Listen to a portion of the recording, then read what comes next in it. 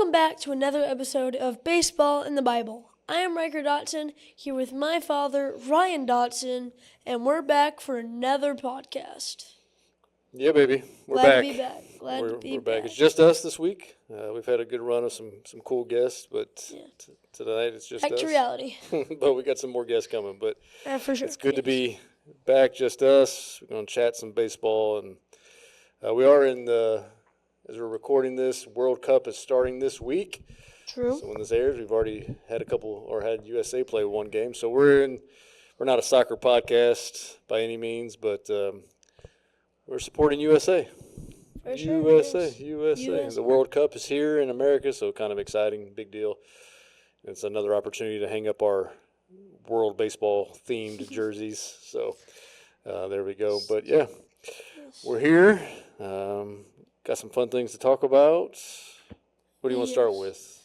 I think that we will start with just a little trip around the league. Okay. Stats-wise. A little quick run around the league, catch up. We didn't really cover that last week because we had Troy Johnson on with us, which, again, we thank Troy for making the time to join us. And if you haven't seen that one yet, definitely encourage you to go back and check it out. He was a great interview, great guest.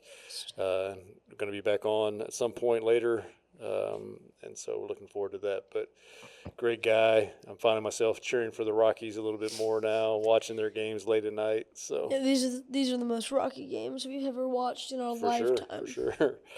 All right, we'll go around the league and just catch up. We'll start in the Central, as we always do. And yes.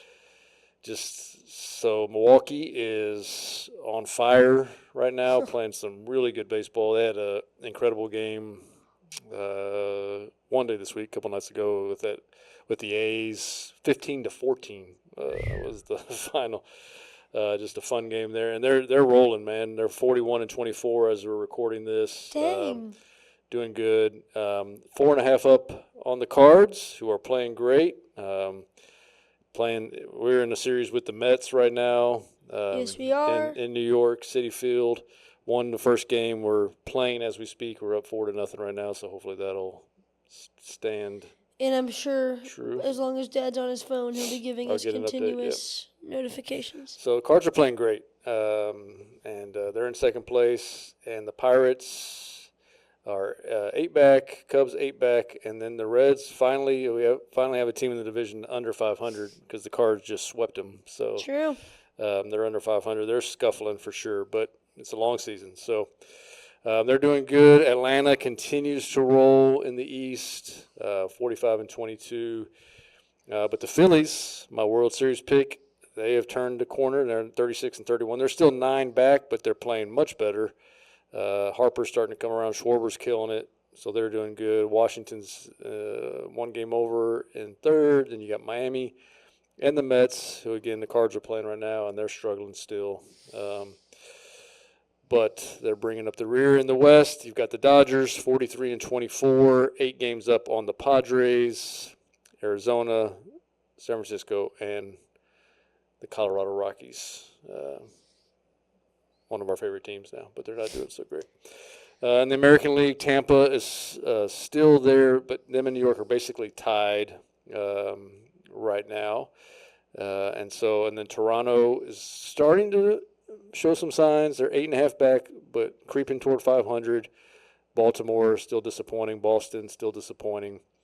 I really thought those teams were going to be good. In the AL Central, just the team of the year right now. As much as the Cardinals are exciting and nobody really expected it from them, I would still say people would be less shocked than they are that the White Sox are now in first place, or they're tied.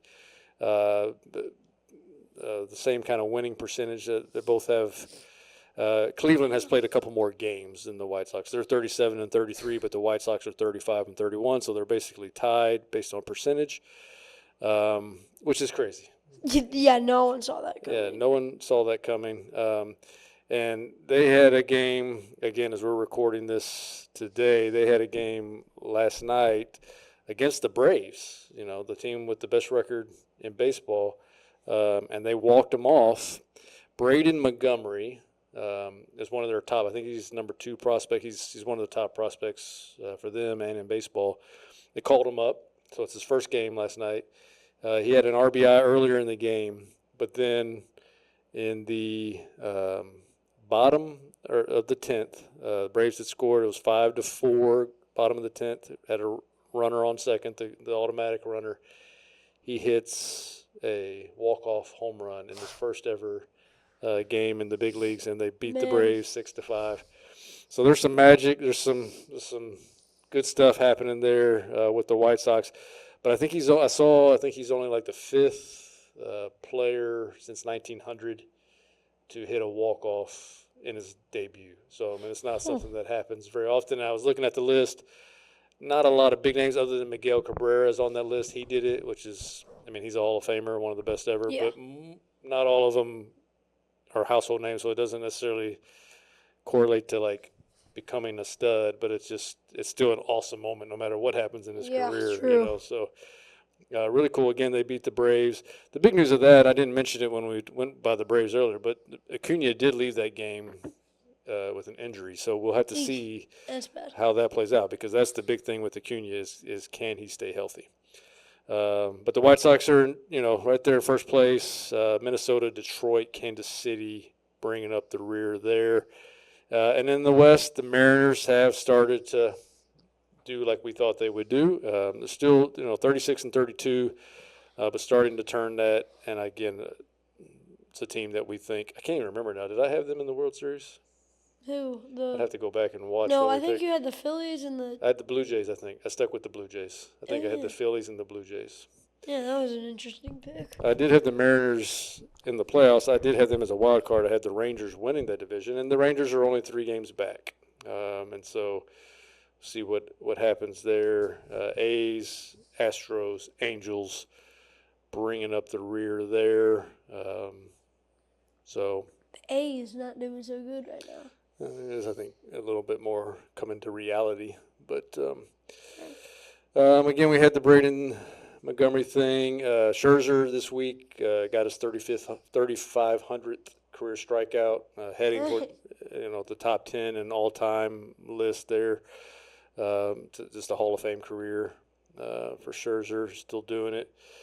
Again, a couple injuries that were big. Acuna going on there with the hamstring strain. O'Neal Cruz for the Pirates fractures his hand. So, couple key injuries there around the league. And again, we're in this second week of June here, and just creeping toward getting to the end of June, and then that's you start really thinking trade deadline type stuff as we head into July. So season is flying over. It's already a third of the way over, which is crazy. That's wild. And again, so you're starting to find out. I mean, the teams where they are, by this point, you start to think, okay, they are what they are. Like the Cardinals, I believe, are good, legit. Yeah, it's just I don't think they're going to be buyers when we come to the deadline because they're still focused on the future. But they've got some pieces now that are doing good that could bring them some other stuff to help for the future. So for sure. So that's it. We'll trip around the league. Oh, and then just before we move on, Lars Nootbaar is back for the Cards. Lars Nootbaar is back for the Cards. Again, it's not a Cards podcast, which we can make it back, but we are happy that Lars is back. Welcome back. For sure. Nootbaar. It's good to have him back. All right. We're going to do our stadium talk, right? And We're trying to pick a stadium each week, have a little discussion about that. We've got some cool things coming up. We're going to be going to Busch in a couple weeks. For sure. And so we're going to have some footage of that. And then going to Truist Park in Atlanta in a couple weeks to watch the Cards and the Braves. So we're going to highlight that in a couple weeks. So we're going to kind of be NL East themed for the next couple weeks. We'll start tonight since the Cards are in Citi Field, we're going to start with Citi Field for the Mets. So sit back, relax, and enjoy We've got some cool pictures that we're going to show of one of the newer ballparks in MLB. So Citi Field, again, used to play in Shea Stadium. That's what I remember growing up, and but they moved to Citi Field in 2009. First Mets home run, an obvious one of those makes sense for the guy for that time frame. He was the guy around then, David Wright. Yeah. Great player, third baseman for the Mets. Capacity is 41,922. Surface is grass. When the Mets were born in 1962, they inherited pieces of the departed Dodgers and Giants franchises, with a smidgen of the Yankees thrown in. Mets caps borrowed their NY insignias from the Giants. The team's blue and orange colors were those of both the Giants and the Dodgers, and their pinstripes mimicked those of the Yankees. What's more, their roster that dreadful first season included cast-offs from all three teams. So when it came to design Citi Field, which replaced dilapidated Shea Stadium as the home of the Mets in 2009, the team borrowed the face of Brooklyn's Ebbets Field, perhaps the most beloved ballpark ever. And all around Citi Field, the Mets showed proper reverence to New York baseball history while showcasing modern marvels and providing necessities that were just rumors at Shea. Citi Field's $800 million sticker price shocked many New Yorkers, particularly because they would be footing most of the bill. Additionally, the naming rights to the ballpark were sold to Citigroup just before its role in the nation's banking crisis was exposed. Still, most Mets fans, at least those who can afford the expensive tickets, enjoy its comforts, theme park atmosphere, and amenities. Built in the shadow of Shea Stadium, Citi Field is a natural grass ballpark designed by Populous. The stunning venue includes 41,922 dark green seats, all of which face the infield. Fans who arrive on the elevated number 7 train pass through a handsomely decorated plaza to the ballpark's numerous arched windows, which bend into a grand brick facade. At the main gate is the park's signature rotunda, which is named in honor of Jackie Robinson. I've seen that. We used, I think, pictures from that when we were highlighting Jackie Robinson Day at the picture from there. Engraved into the rotunda's 160-foot diameter floor and etched into the archways are words and images that defined Robinson's 9 values: courage, excellence, persistence, justice, teamwork, commitment, citizenship, determination, and integrity. Citi Field's spectator-pleasing openness is a product of expansive concourses that open to the playing field and provide peeks of Queens and Flushing Bay. In some spots, fans can even spy the Manhattan skyline.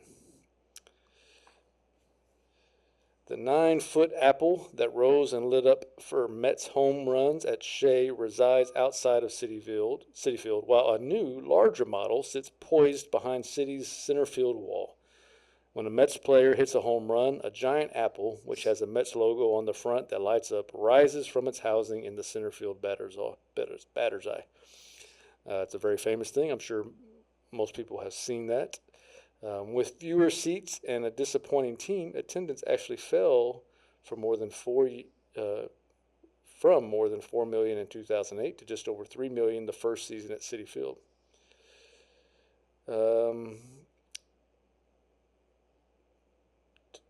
Just skip through some of this. We know that the Mets stink. All right, to pay homage to the Giants and the Polo Grounds, there's an orange stripe that runs along Citi Field's outfield wall and up the park's foul poles. Otherwise, New York baseball fans who yearn for the good old days have found no links to the Giants in the Mets' new stadium, despite the fact that the Mets' first home game was abandoned by the team that took New York's heart to San Francisco.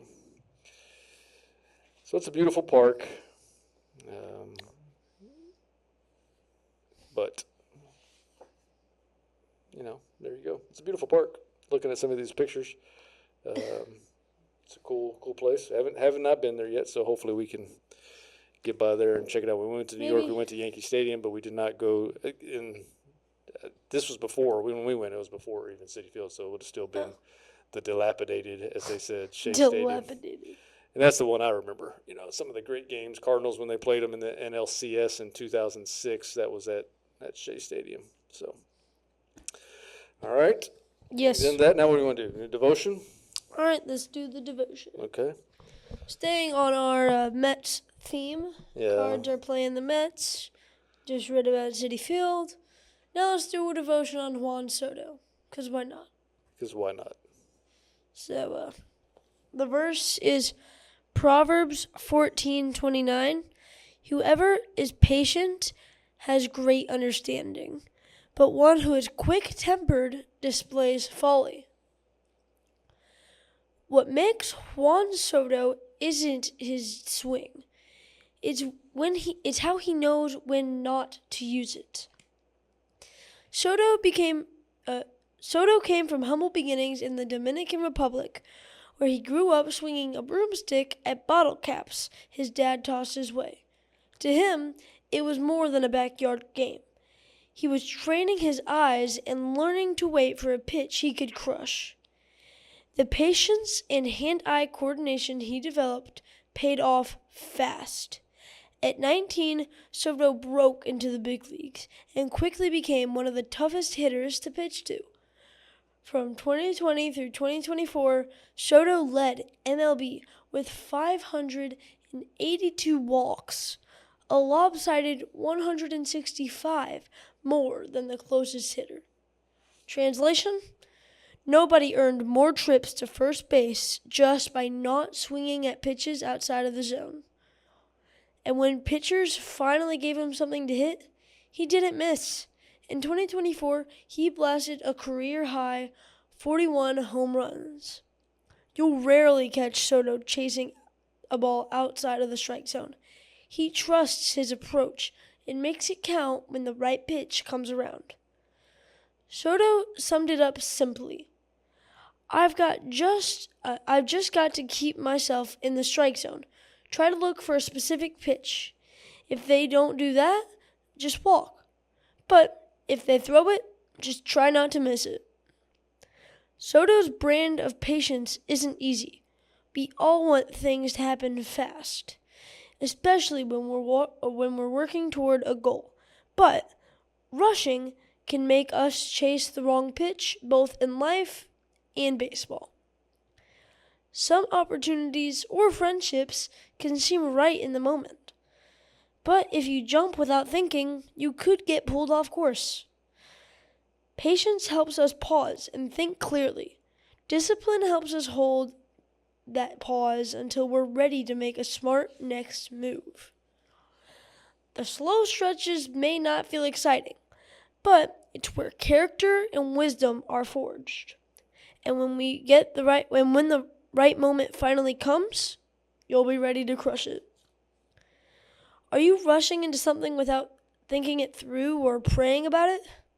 Ask yourself, am I trying to force something that I might not be ready for yet?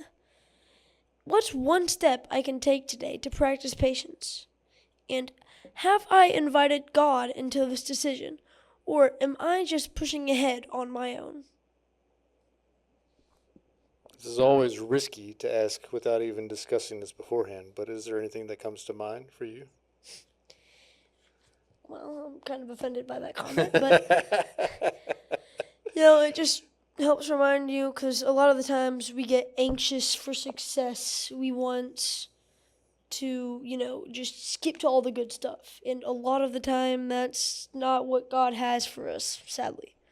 So I think that just kind of helps remind us it just helps remind us, yeah, those good times, they are rough. But the payoff at the end will ultimately be greater. Yes, it's human nature to want, we're all guilty of that in some form or fashion, of wanting to get to the end, so to speak, and be the best at something. And that's where we've talked about this with Parker, with Troy, with some of these guys. I mean, learning to enjoy the grind of it. Yes. We're talking baseball sure. specific, but even in everyday life, we get so focused on getting to the end and achieving this that we miss the little moments along the way. We're grateful for some of those things along the way. And Oh, yeah. being patient is very difficult. It's easy to talk about and Yes. read about, but it's a difficult thing. It's a fruit of the spirit, and so Yes. and just it's it is a good reminder, but it's something that we have to focus on daily.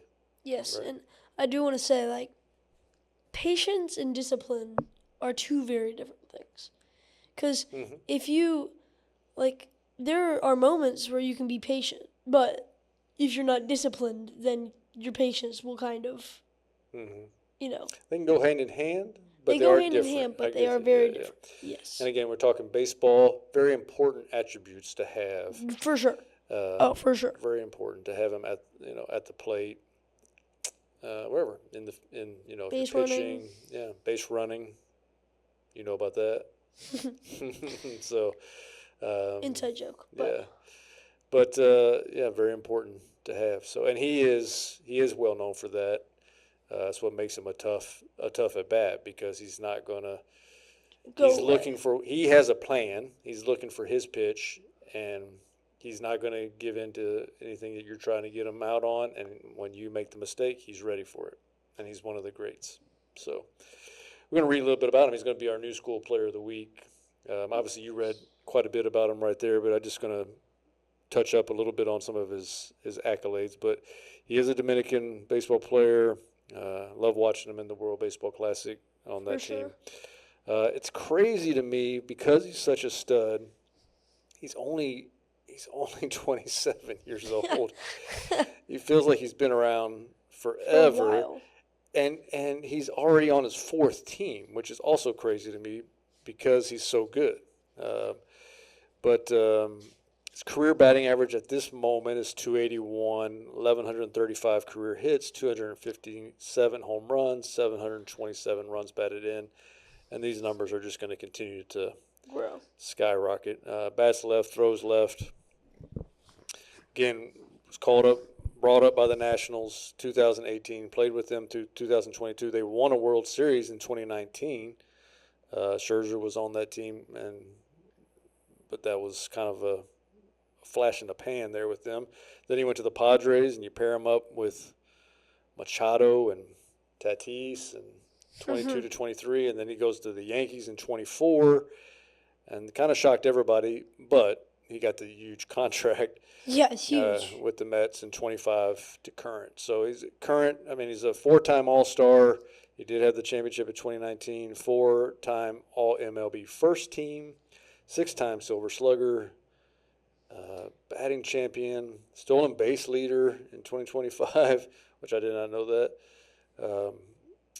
But again, the amazing thing is he's only 27 years old.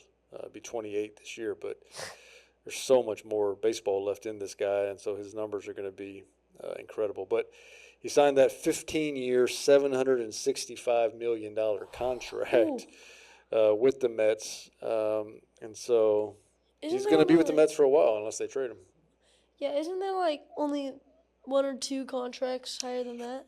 I think it's the highest outside of Shohei's. Okay. And even Shohei's, I don't know. Shohei's was around the 700 million. It was. So it might be. Oh, there it is right there. The largest contract in professional sports history. So it is the number one. And I assume Otani is second. I would assume. Oh, I think Otani is too. I think Otani's was 700, which, seems like a bargain now if you compare it to Soto. So. True. All right, that's our new school player of the week, and we are sticking, I guess, Mets themed here, and we picked some cards earlier, some old school baseball cards. You want to hold that up, Riker? Now that y'all Old be able to see school, it. yeah, it's an old school Mookie Wilson. Mets card. Yep. He played for the Mets and the Blue Jays over 12 major league seasons. He is best remembered as a Met, and he's best remembered as the Met who hit the ground ball that rolled through Bill Buckner's legs in the bottom of the 10th inning of Game 6 of the 1986 World Series, which I guess they're celebrating. This would be 40 years, which is crazy.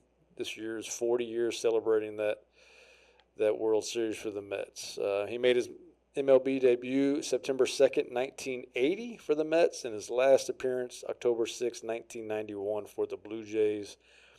Career batting average of 274, 67 home runs, 438 runs batted in, 327 stolen bases. Played for the Mets from 80 to 89, Blue Jays from 89 to 91. He was a coach for the Mets from 96 to 2002, and then again in 2011. And again, he was part of that World Series team in 86, and he is in the New York Mets Hall of Fame. He's a switch hitter. His attitude and hustle resulted in a Mets fan base with precious few stars to root for when he came up early in the 80s. But he was beloved and, again, placed in the Mets Hall of Fame in 1996. Mookie Betts, old school player of the week, Juan Soto. Mookie Betts? Mookie Betts. Mookie Wilson. My bad. Mookie Wilson. Mookie Wilson. Mookie Betts old is school, still playing for the Dodgers. He is still current, yes. All right. Anything else you can think of? I think that's it for this one. Just a little quick update as we head out. Just so you know, again, we'll see how the game plays out, but it is currently 7-2. Cards are beating the Mets. What inning are we in? Top of the 5th. Okay, yeah. So It's pretty much ours. Jordan Walker just hit a. Towering? Oh, it's 8-2. 8-2. It's beautiful, beautiful game. I love this. All right. I think that's it. Go ahead and pray for us, and we'll get out of here. Alrighty. Lord, thank you for this day. Thank you just for another podcast that we can come here and honor you, Lord. I just pray that we would all just at home practice discipline and patience, because it's something that that everyone struggles with, Lord. And I just pray that you would help us get better at that, Lord. I just pray that whoever's watching this would have a good day. In Jesus' name, amen. Amen. See you guys on the next one. See ya.